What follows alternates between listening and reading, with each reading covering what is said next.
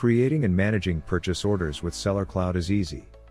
You just need to go to Manage POs, which you can find under the purchasing menu. From there you can click on search and view all of your existing POs. When you open your PO, you will be able to view all the info associated with it. Purchase order number, vendor that you are purchasing from, the item that you are ordering, item price, receiving warehouse, shipping costs and more. Next we are going to learn more about the vendors section. You can create an entry for each vendor that you have.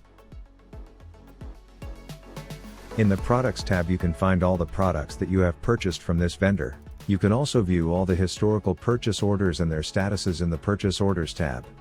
Your email communication with the vendor is logged in under the email history tab.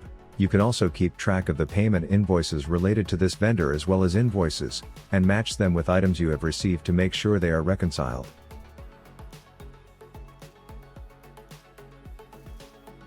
Another thing we have for POs is the Predictive Purchasing tool, which helps you decide what to order.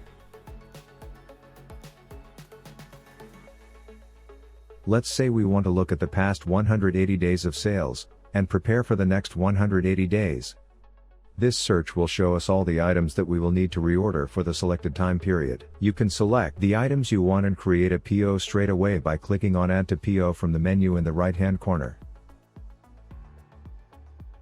Once you have the PO and are ready to send it over to the vendor, you can email it through the Sellercloud interface by clicking on the Send PO via email from the Actions menu.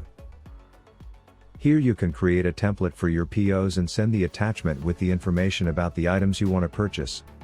Another great feature we have is the ability to easily keep track of the incoming inventory at once.